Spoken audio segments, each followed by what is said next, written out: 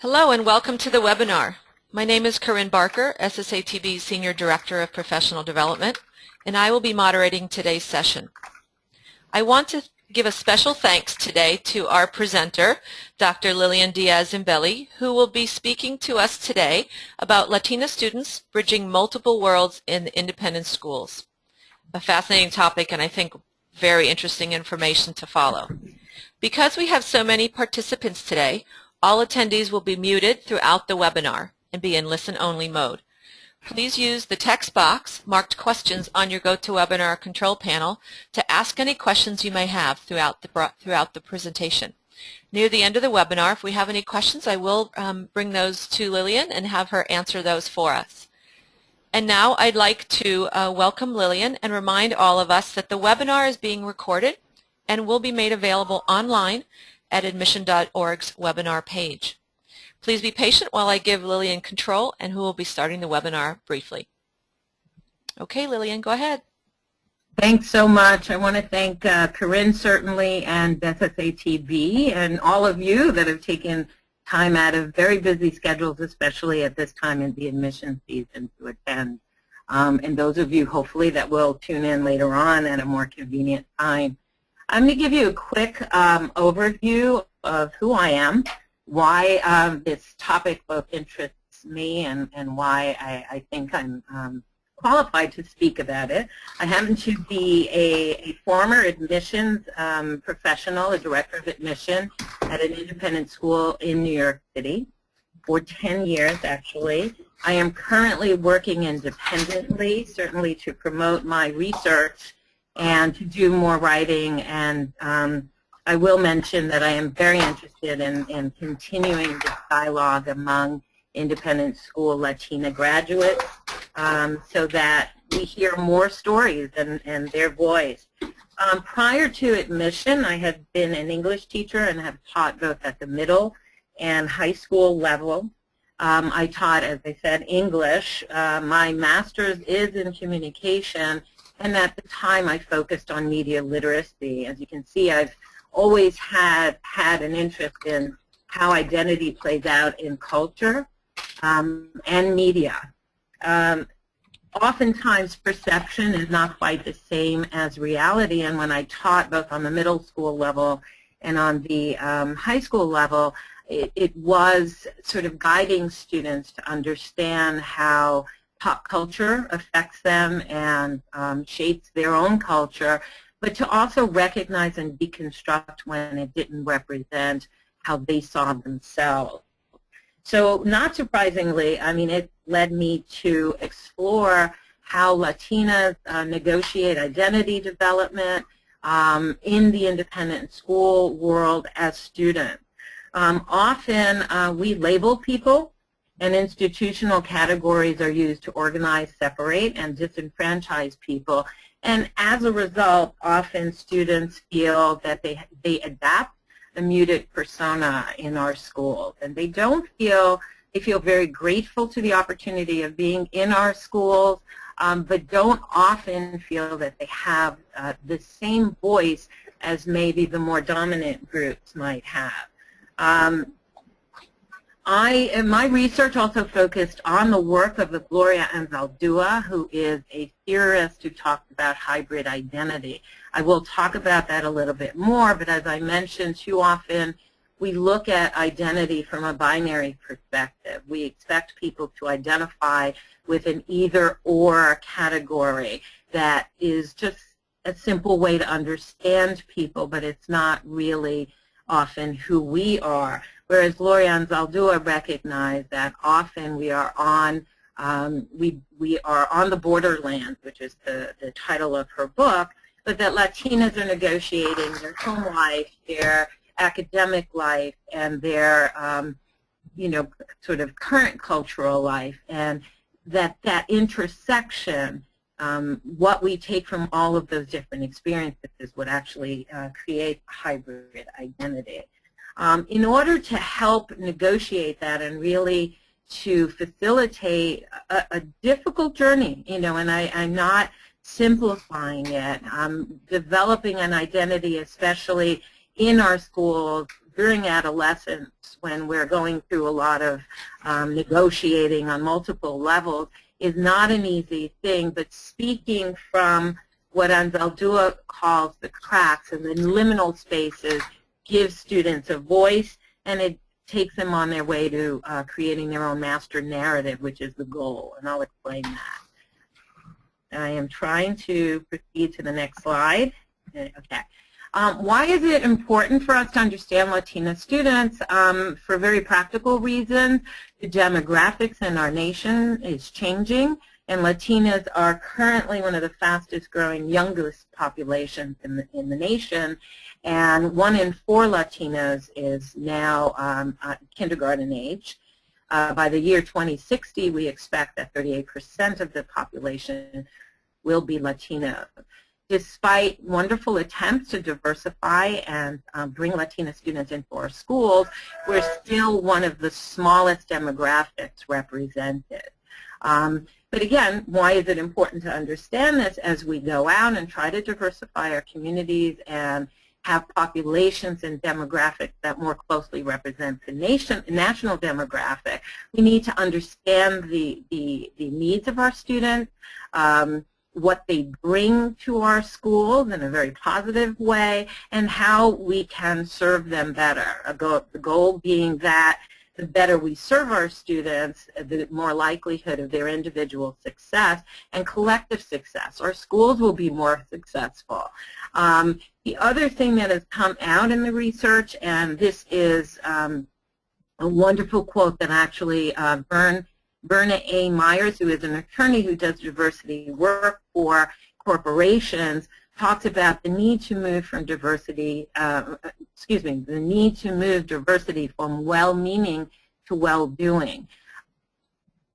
Almost to a person, the women that I interviewed, which are all graduate students of independent schools, and I'll go over the demographic momentarily, talked about that our schools, they had no doubt that they cared about them, but they just weren't getting diversity from the perspective of what they felt they needed.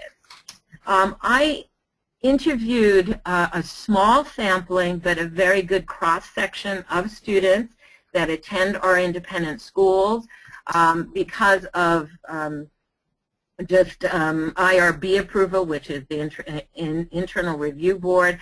I interviewed all women who had graduated, finished independent school. So we had a number, half of the students went to boarding schools from 9 through 12. The other half, with the exception of one student, went to day schools again in New York.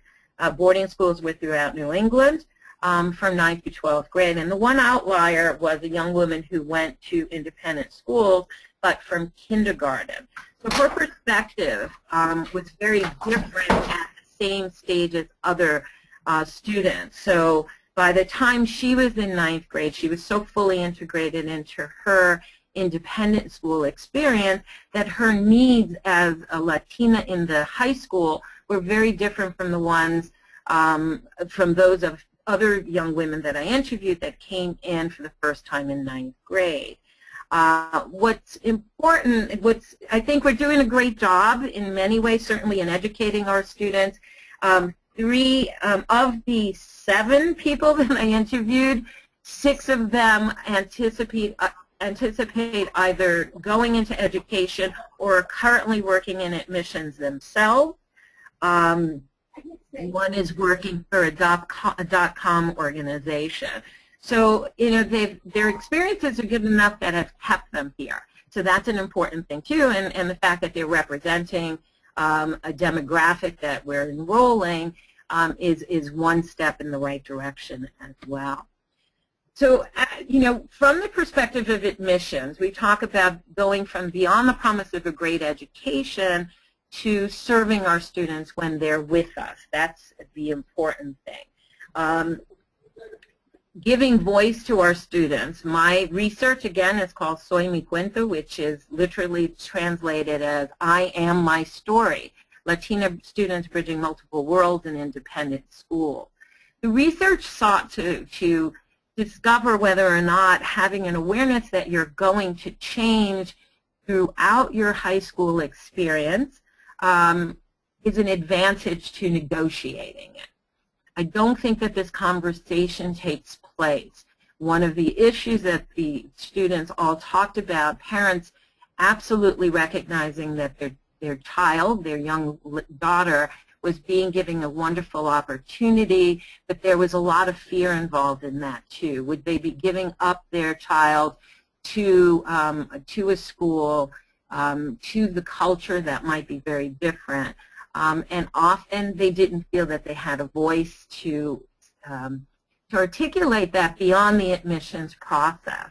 I'm sure, and I've experienced this as in my own experience as an admissions person, I've had families come in and sometimes opt out of entering the independent school because they're still not feeling comfortable that they may lose their child. They're not sure if that's worth the sacrifice of an education. So at the heart of inclusion, when we talk about, not only diversifying our communities, but really working toward inclusion as a social justice imperative. So we talk about the work before, getting our students in, identifying them, certainly using resources that can identify young women and young men as well in the different communities to bring them to our attention as admissions people. But then what is our obligation, not only during the process of admission, but later on when the students are in our community? I don't think we're doing, and the students that were interviewed seem to underscore that we're not doing a good enough job of including families. And that's a very important thing because family is absolutely at the most foundational level of the Latina students' experience. Sometimes students don't end up finishing because there may be, and this is happening on the college level. We want to certainly avoid this on the high school level, but students drop out because they feel very obligated to do the situations that they have to address at home. So again, one of the things that I asked participants was whether or not they felt they belonged in our communities once they were in. And that was different. It changed during the course of the 4 years for the students that were there for only 4 years. As they became more integrated in the community, as their confidence increased, as they became leaders in the community, they started to feel more that they belong. One of the participants who is currently in admissions and is teaching at a boarding school at West, actually, talked about she didn't always feel that she belonged, but she had no doubt that she deserved to be in that community. That's a very powerful statement, I think. And for other students, and even in her situation, she talked about there were moments where she always felt like she had to prove herself. So she felt that she deserved to be there, but often she felt that she had to justify that to others. That goes back to the social justice imperative, in enrolling students and giving them the opportunity while not engaging them fully. It borders on charity, which is not a social justice imperative. So Frary talked about the importance of the disenfranchised, the having an equal voice so that they're not feeling that this is charity. Very, very important, and that's, I think, part of the work that still needs to be done.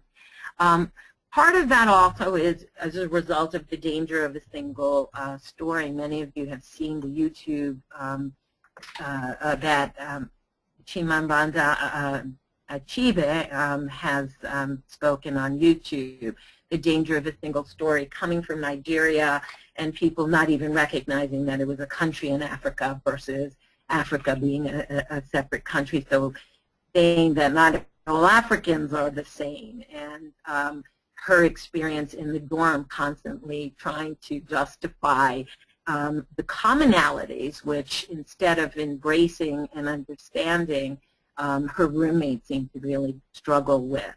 One of the participants in my research was so excited about being given the opportunity to share her story on a Quaker campus, a boarding school campus. She felt incredibly empowered. I think the religious foundation and the school just allowed her to feel that they really supported her. And one of the things she said, we all have a story. You know, how wonderful to be able to finally share that story with you and hopefully with others going forward. The importance is that too often in our communities, we in this case I am saying, are, educators are creating the curriculum and not really including the students that are benefiting from it or have the potential to benefit even more if they have a voice in that curriculum. But, creating that curriculum and just expecting students to follow it. So, I mean, there were one student, the young lady that was in the K through 12 school, from kindergarten on, she talked about that diversity days would include Cinco de Mayo. Now, she was Dominican and Puerto Rican. Cinco de Mayo is a Mexican holiday. It absolutely had didn't resonate with her at all. And she just had a very funny way of looking at things and said to me, my mother didn't know what a taco was until I came home and said, you got to make these things for us. But often in our school communities, we're defining the diversity curriculum, and it isn't connecting with students, which is why I had a number of students talk about we're not doing a good enough job, was a direct quote, with diversity in our schools. We are not, that sometimes the people that are teaching the diversity curriculum, or running the diversity or affinity groups are not really trained, so either are not connecting well with students. So the other issue that students all talked about, that diversity work is often very one-sided. So we expect our students of color, our Latina students, our Islanders, our African American students to do the work of diversity, but the entire community is not taking part in that. That brings me to my research theorist, Gloria Anzaldúa, talked about everyone telling their story so that we learn to celebrate our differences, but also are joined in our commonalities.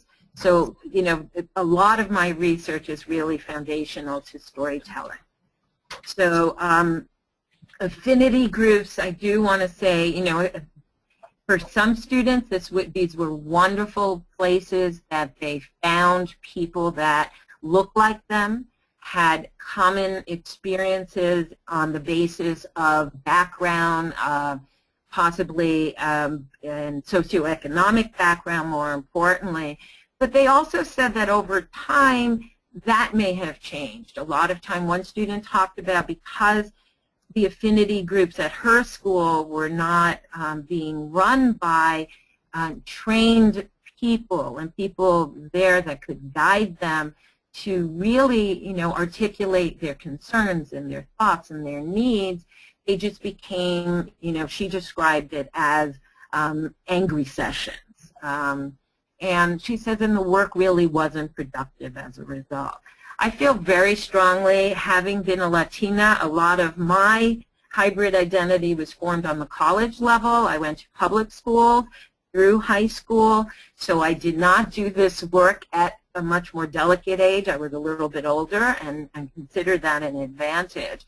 But in my school, we were required to join affinity groups, and they didn't connect for me at the time. So I never feel that affinity groups should be a requirement. I think that, again, if we listen to our students, we will find out what they need, and then we can address that. So participatory research is very important. It's empowering, and it includes the voices of the people that we are serving, more importantly.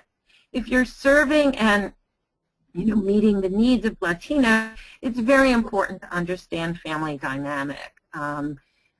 For young Latinas, I address this in my research a little bit. There's something called the good daughter syndrome or the Marianismo, where a young woman is expected to be obedient and follow. When they enter our independent schools, we're giving them an academic voice. We're increasing their confidence. And for some of the participants in the research, they went back home feeling empowered, but it didn't play right at home. So not understanding that because we're not really addressing the issue of changing dynamics when we're on our independent school campuses made it very difficult. Students really did confront major issues at home. You know, parents, especially fathers, and in a couple of situations, found their daughters disrespectful because they still didn't get that their educational confidence and empowerment was now, objecting them to being the one required to do the dishes, for instance. And in this lady's situation, she said her brother wasn't required to do dishes, so why should she? However, the same young lady talked about that over the course of 4 years, her relationship with her father eventually became so good because she was able to negotiate the two worlds that this is a truly hybrid individual, and they kind of were able to meet on common ground. Her father really was very, very proud of what she had gained academically, how much she had grown, ultimately, listened to her voice at home as well. To create a master narrative is the goal of, again, working with students in our schools, recognizing that we shouldn't be telling their story. It is not one story. We need also to give them the voice. So in small incremental stages, we can get involved in a community-wide storytelling project so that everyone is doing some type of diversity and inclusion work. And it's not just the students that are coming in that may be new to the community in 9th grade, and we're talking specifically about K-12 schools, but that if everybody tells their story, we can learn more about one another. The issue is sometimes not an easy one because this requires us to talk about poverty and privilege as well. And that sometimes is not an easy thing for a community to do. Don't barrel into that and start off sort of at the goal. I think though you get to that point, building trust, and I will talk about that in the conclusion. So it's a transitional and a slow process. The work of Van Zaldua talks about that hybrid identity development is not an easy thing, but it's through the negotiating, through the difficulty is that we develop our strengths and our identity and our confidence and become empowered. Again, if we're doing work in our schools, you have to ask the question, is that community brave enough to empower students to contribute to the agenda of our school? Talking about curriculums as well. They need some students, they need adults obviously who know more about what might be out there available that would represent, but to include students in that dialogue. To say that maybe we need a Caribbean or Latin American studies literature course, not just British and American literature courses. So that's part of feeling that we are coming in communities perhaps as the underrepresented group, but that our cultural capital that we bring into it is equally important. Do we have people in our community that are trained and competent enough to guide and support Latina students? I feel very strongly, and I'll add to this later, that there have to be almost like a lifeline for parents as well. And parents of a lot of the Latina girls in the representative, or excuse me, the women that I interviewed in the research, I talked about parents aren't likely to pick up the phone. But if someone were to call them and they felt that it was a familiar voice and someone that really did great concerns and cared about the family and included them in the dialogue, would be more likely to be involved, on whatever level they're able to. Hybrid identity and global education. This is again, the way we often, and our students in the research talked about that too often they were just very predictable ways of approaching diversity. So there would be the Cinco de Mayo Day, there would be just very limited experiences to share culture. Nobody would ask individuals what they brought to the picture. And that's not saying that all communities are doing this, but too often it seemed very one-dimensional. Again, Verna Myers has talked about, that identity has infinite density. And I love that expression, because it shows that we are all, I don't think we stop developing or learning our identity until we're no longer here. So that it's very important to recognize that identity is evolving, and that we just have to support students in that evolution.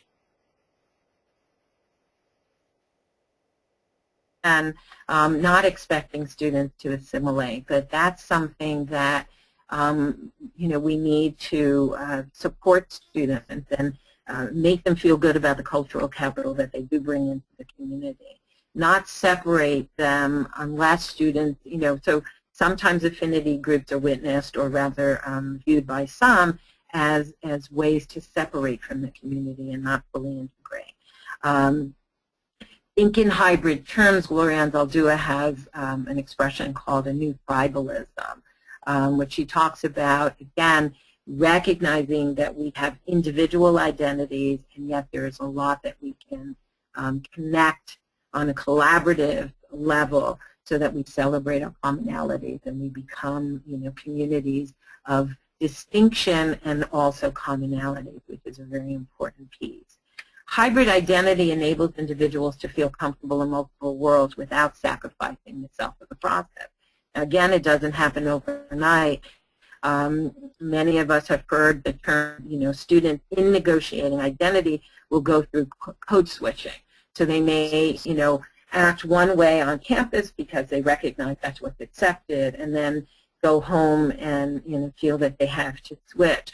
A lot of my participants talked about, that was really challenging sometimes, and it made it sometimes, again, it was part of the challenge of developing their hybrid identity.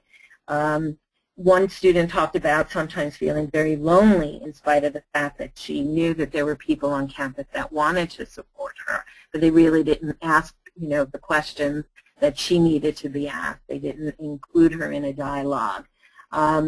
Students, despite everything and the challenges that they went to, I want to underscore the not one student in my research said that they would not have done it. So one of the questions at the end was, would you do it all again? Would you do it differently? Students talked about that it was transformational.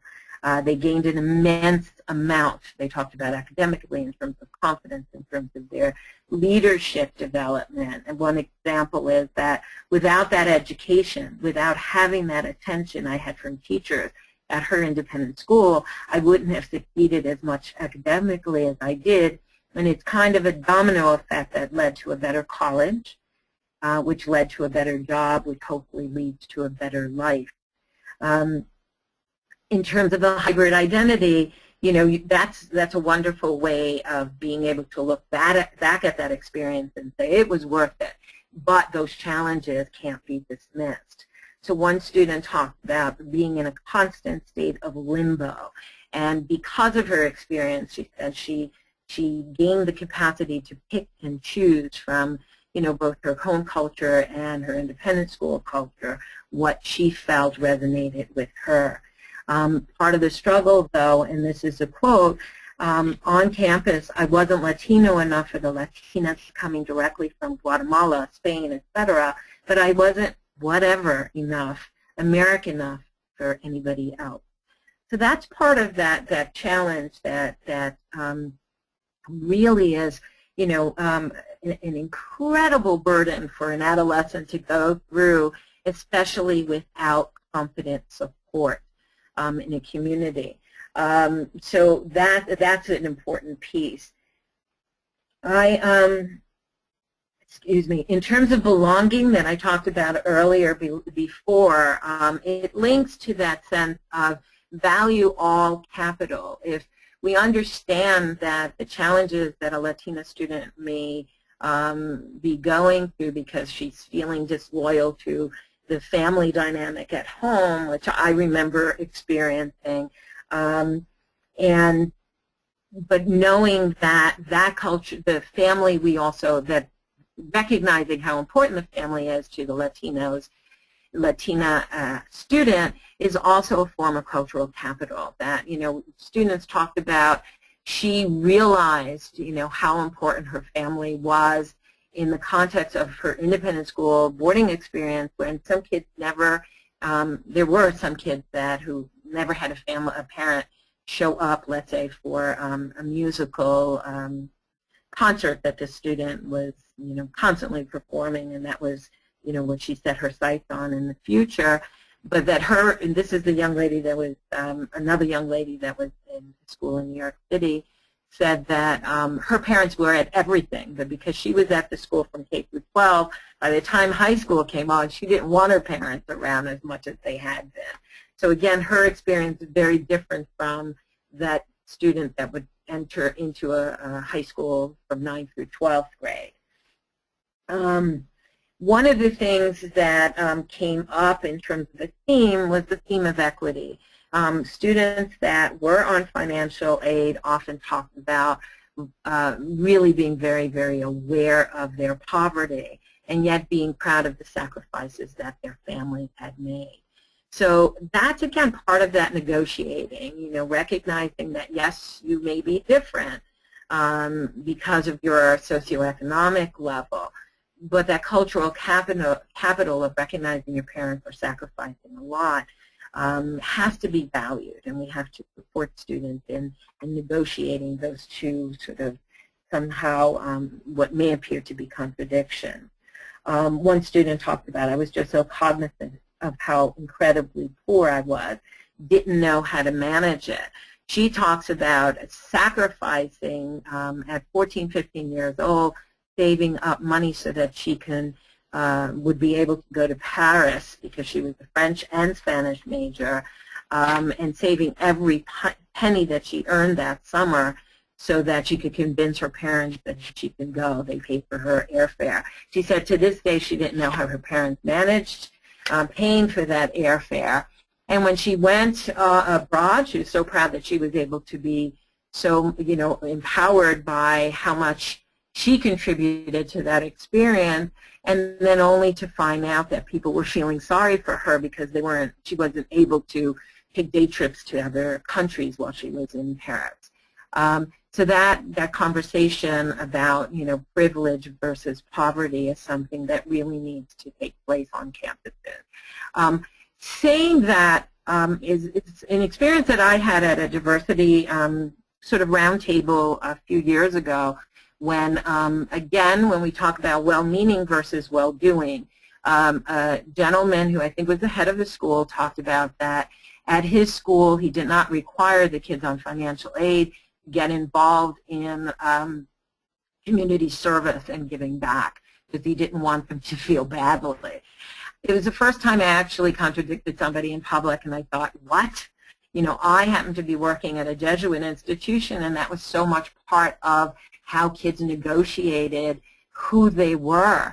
Giving back to people that had even less than they did, despite the fact that they were on financial aid, was an empowering moment for many of our students, and they were involved in our social justice efforts, every bit as much as anyone else, and different experiences yield different sort of outcomes and results, but they shouldn't be excluded. Again, that feeling of alterity coming in, knowing that you're different from, the dominant group in a school, and then, finding situations where you're excluded, as well-meaning as it might be, is not well-doing, and we need to be very cognizant of that. Hybrid individuals actually have the potential to model a truly global perspective for others, and that's one of the things that all of the participants in my research talked about, that they feel really, really proud of the fact that now they are able to travel between cultural groups, travel between different economic situations, recognizing that they may not have what other people have, but that there is comfort in living in all those multiple worlds, and that is what is a truly, truly hybrid individual. On campuses, again, we must ask ourselves, what training do the people that are guiding our students have? There are many members of the community eager to participate in the dialogue, that well-meaning, but we need to back up and offer professional support to others so that they have the skills to be able to guide students.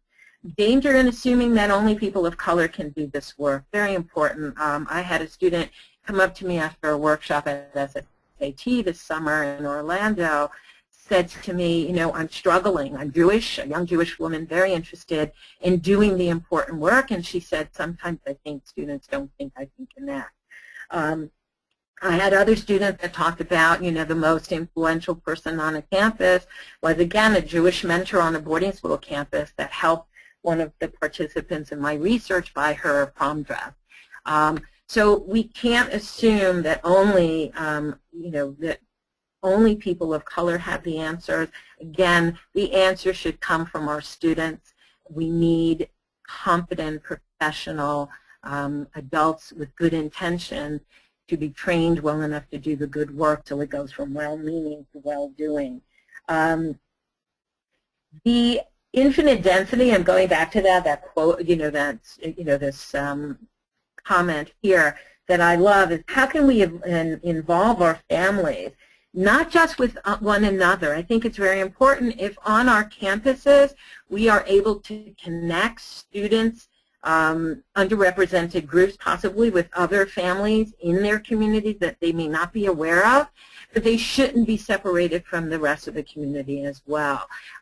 Families that are on financial aid, and I had a student that said she was a star basketball player for 4 years on a boarding school campus. Her parents didn't show up to games not because they didn't want to be there, but because they worked in the evening, because they couldn't get there, because it was financially challenging to find transportation. That's something that should be part of the dialogue. How can we get families to visit those important events? Maybe not all of them, but some of them, so that again, if we're saying we really want an inclusive community, we have to figure out ways of making that possible when it might not otherwise be. Again, the big question I have on one of my index cards is ask the questions of those students that we have in our communities. What can we do for you? What can we do better? What can we improve on? What do you need?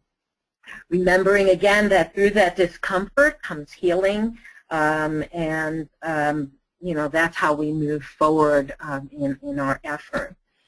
Suggested reading, there's a lot more out there, and certainly explore, but I am going to go over some of these things.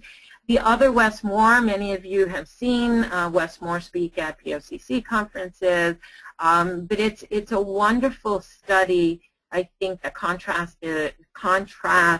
opportunity versus educational gaps that we always hear about. Often really are just a matter of opportunity. And Wes Moore, I think, really presents this very sensitively. What if? He's a young man who had started out at Riverdale, didn't make a go of it, and I think because he was struggling with his hybrid identity, mother said, I'm not losing you to the streets, and sent him off to military school, where he was able to, in a very structured environment, find himself, his identity, only to discover later on that somebody grew up a couple of blocks away from him and had a very different upbringing and had, was, I think, incarcerated for life. His it's a very, very moving story.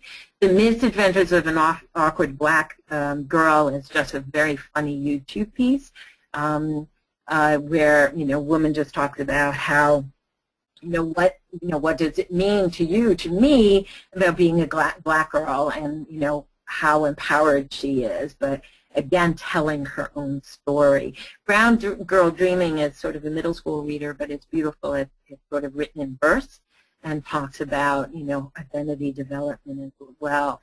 Things white Latinos are sick of hearing is something that resonated with me, but again, it's a very, very, very funny YouTube. Johanna Hoffman is a comedian who of Latino Venezuelan descent, and just nails it. She even has a wonderful little piece where she's having trouble filling out the census form. And that's a phenomenon that was very evident at the end of the most recent census, that Latinos identify on two different levels, race and ethnicity. And being forced to, again, choose something very binary and limited is an impossibility for many. Americana is just, again, another lovely novel by Nietzsche. And she is also the author of The Danger of a Single Story on TED. It's a wonderful thing. On Theory, Borderlands, if anybody is interested in a real, the seminal work on hybrid identity from the perspective of an academic, Borderlands is the first book. There are many others. I mean, certainly would encourage people to read bell hooks.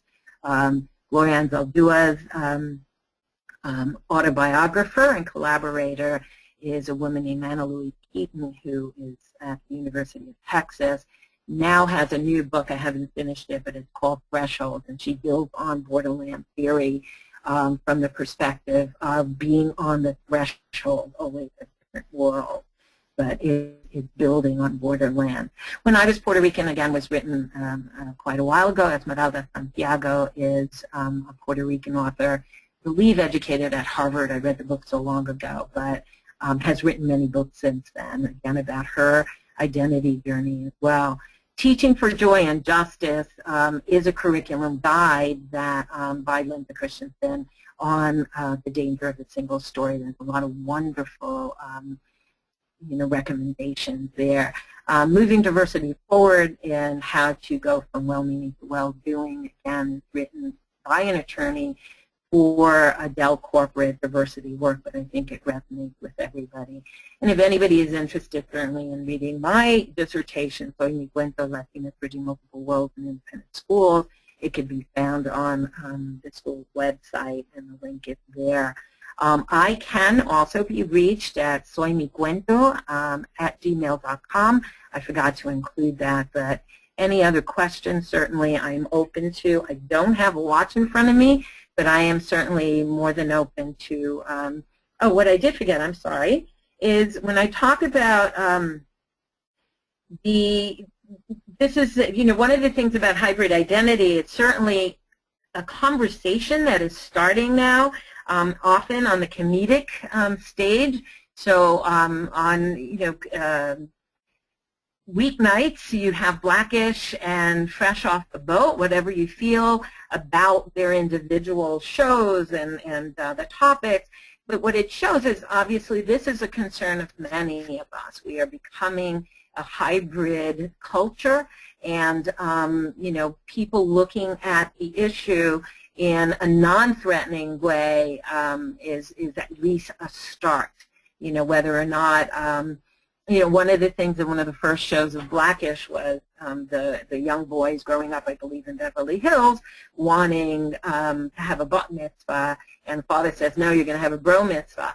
I found that really funny because one of my student, research participants talked about that when she was in school. She wanted a quinceañera, which is a traditional Sweet 15 that is usually practiced by Cubans, and she was Cuban and Dominican, and a bat mitzvah because all her friends were having them, and a Sweet 16 because that's another thing you do on independent school campuses. And what she did was sort of a hybrid of two of them, and so I thought it was really funny.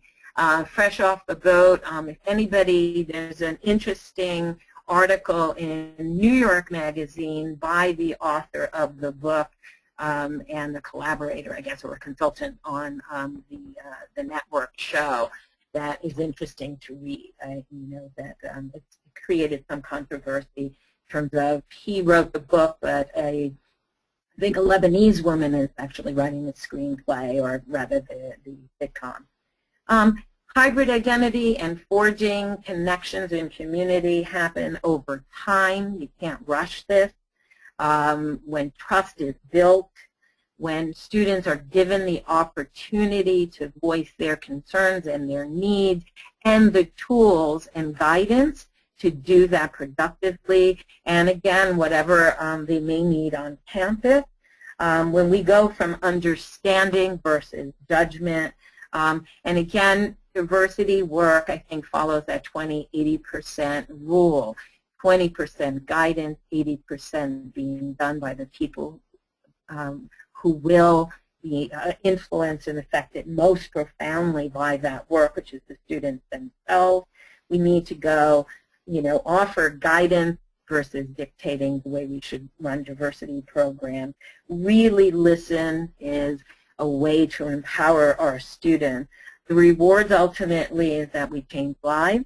Not one student would have done it any other way. I'm just going to look for one quick, I'm sorry, I'm just looking at a last page because I thought this was a very, very important comment that was made. When I asked, would you do it all again, one of the students said to me, I wish I could do it all over again, implying that she needed to, now that she knew better. But this is like what made me who I am. And she talks about her independent school experience, where I can say this is what I feel, her empowerment. These are my opinions. Honestly, my opinions of the world and of the people and how they should be treated and influence what I do with my life. So I think it was a huge benefit. This is a young lady who hopes to do, social justice work going forward. So clearly it was her independent school experience that did empower her and makes her wanted to continue the work. Again, don't expect this work to be easy, immediate, or without challenge, but it's worth it. So I'm here, willing to answer any questions if there's time.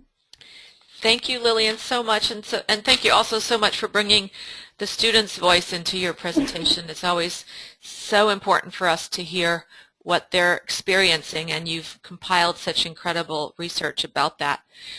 We actually do have a question from Manny. First of all, he thanks you for a very worthwhile presentation. Hey, Manny. I know Manny, I think. Oh, excellent, excellent. The question that he asks really lends itself to, you were touching on the socioeconomic component, which I know adds a whole layer of difficulty to the schools and how that's managed. His question is, there seems to be an ever-present apprehensiveness from Latino families who have a low-income background to even consider the independent school route for their high-achieving students. He said it's understandable and born out of the notion that private schools are for the wealthy or for white folks only, and asks how you would recommend approaching families about the schools and giving information about the financial aid component and really getting that message out there. Because I am a storyteller, I'm going to tell you something that it was probably the most amazing experience that I have had as an admissions director. I tried to dialogue when I was actually the director of admissions, to dialogue with families. Fortunately I speak Spanish, so if someone needed me to speak with them, I would. At the same time, the frustration, which is part of the reasons that I started this, I hope at some point to advocate for additional aid for the students that we want to enroll in our schools, because often in admission, we do all that great work. We assure families that we're going to be there. I will be there for you. I will be that support. And you have to be able to live up to that promise, which I hope is what people take away from today. But there are times where the financial resources of the school are limited. So 4 years ago, to both girls are now seniors. I had two young ladies that were very similar demographics. Both were Latina, one Mexican, one I'm trying to think, one Mexican and I think one Dominican. And both, one lived in Hell's Kitchen in Manhattan, one lived in the Bronx. Both top of their classes in their, both Catholic schools actually. Both received acceptances from me as the admissions director of the school, and I only had one financial package. And it broke my heart because one of the young ladies was a sibling, so I knew the family for 4 years. It was sort of almost a given. I advocate at every admissions meeting, we've got to accept this young lady. And then there was this other one who would show up in my office and come to me with everything, the best application, one of the best applications that year. Long story, I had to tell her the sad news. I could not accept her nanny, and it broke my heart. And I said to her, I want to be there for you. I'm so sorry. I want to make sure that you have other options. And she did. Unfortunately, she ended up at a Catholic school in New York City. Is one of the top students in her class. She showed up the year before I left my independent school, and I get a message. There's a young lady upstairs that said that she should come back to you if she ever needed you. And I went upstairs, and there she was. I've been guiding her on a college application piece, although her school is doing an amazing job. She is applying basically to all top schools. Her greatest challenge, and this is something that we will also have to face, is that she is a non-documented young lady. So financial aid will have to come from schools that recognize that these kids should be supported, someone who's worked so hard, but she does not have a green card. So the thing is that I think you have to be honest. You have to be able to represent your school authentically. So if you don't have something that you can't promise it. But being there is very important. And as I said, I think increments are made slowly and over time. And I think the more these stories, and anybody that wants to contact me, because my greatest, I'm pitching a proposal to a number of people to gather these stories together, because I think they're so compelling that hopefully maybe we can create some kind of a fund so to be able to make this more possible, for students, that when schools run out of money, hopefully we could find another source of that financing. But I think encouraging families also to recognize, yes, there will be changes. What are your concerns, and how can we help you as a family negotiate them? But you don't lose your child if they're aware of it as well. Thank you, Lillian. That's a great message and very important for us all to remember. Thank you again for tuning in today during this very busy time. I want to send a special thank you out to Dr. Diaz and Belli for providing us with this incredible information and a glimpse into her wonderful research. And as a reminder, if you want to share this information with others in your school, a recording of this presentation will be made available on the webinar page in the professional development section of admission.org. Thank you all, and have a wonderful day, and thank you, Lillian. Thank you. Hope it edifies and offers some encouraging support. Bye-bye. Bye.